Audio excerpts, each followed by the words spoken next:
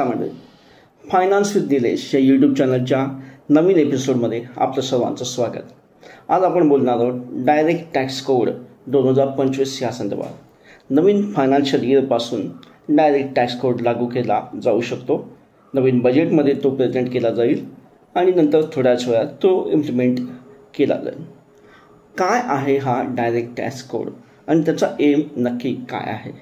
मंडळी, जे आपला एक्झिस्टिंग टॅक्स लॉज आपण आहेत तर ते 1960 पासून खूप जुना आहे आणि त्यामध्ये बरेच अमेंडमेंट झालेले आहेत आणि त्यामध्ये तो सिम्प्लिफाय करण्याच्या दृष्टीने नवीन टॅक्स सिस्टीम जी आहे ती आपल्याकडे येते, डायरेक्ट टॅक्स कोड.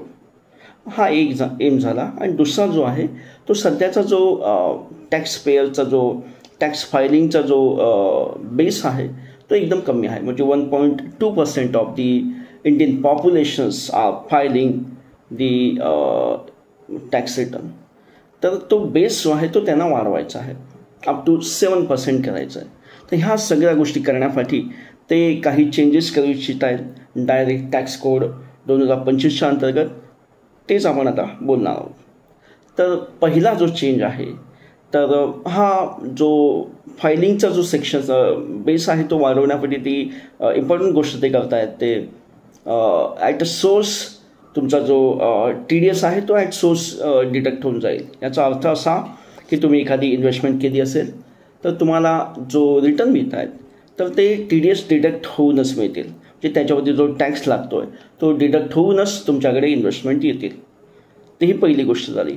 दुसरी गोष्ट, आता एक्झिस्टिंग लॉजप्रमाणे, इन्कम टॅक्स लॉजप्रमाणे जे एक्झम्पशन डिडक्शन मिळत आहेत तर त्यासाठी मिडल क्लासला बरेच डॉक्युमेंट वगैरे द्यावे लागतात, राईट.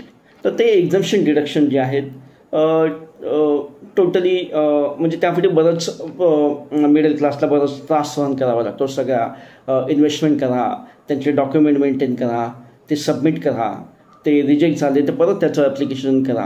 ह्या सगळ्यावर TDS जॉब आहे, राईट, मिडल क्लाससाठी. तर त्यासाठी आपल्या सर्वांच्या आवडत्या निर्मलाताई यांनी नवीन न्यू टॅक्स जो आपला डायरेक्ट टॅक्स कोड आहे 2025 त्या अंतर्गत एकदम सिम्प्लिफाय केलेला आहे. मिडल क्लासचा विचार करून त्यांचा विचार आहे की हे एक्झम्पशन अँड डिडक्शन जे आहे ते टोटली रिमूव्ह होऊन जातील. म्हणजे तुम्हाला इन्व्हेस्टमेंट करण्याची पण गरज नाही आणि त्याचे डॉक्युमेंट मेंटेन करण्याची गरज नाही. ऑफकोर्स तुम्हाला पाहिजे तर तुम्ही करू शकता, पण त्याच्या डॉक्युमेंट वगैरे मेंटेन करण्याची तुम्हाला गरज नाही फॉर द टॅक्स फायलिंग. तर टॅक्स फायलिंगच्या दृष्टीने तुमचं जे स्मूथ करून टाकलेलं आहे आपल्या आवडत्या निर्मलाताई यांनी. दुसरी गोष्ट ते करतायत तर ते आहे जो आपला TDS आपण बोललो आहे तर सोर्सला डिडक्ट होऊन जाईल, बरोबर. तिसरी गोष्ट एक आहे कॅपिटल गेन संदर्भात. जी मंडळी शेअर मार्केटमध्ये इन्व्हेस्ट करतात तर त्यांच्यासाठी short term capital gain calculate करणं, long term capital gain calculate करणं हे TDS जॉब होऊन जातो, राईट.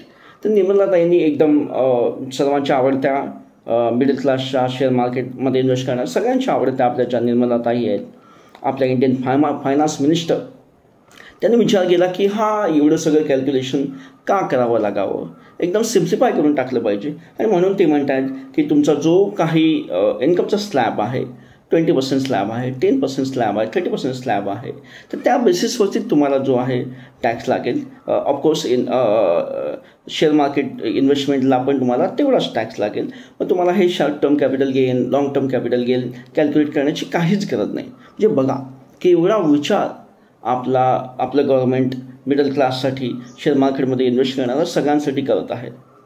मंडळी, तुम्हाला हा व्हिडिओ आवडला असेल तर नक्की लाईक करा, सबस्क्राईब करा, शेअर करा आणि वाट बघा नेक्स्ट व्हिडिओची. Till then, tata, bye bye.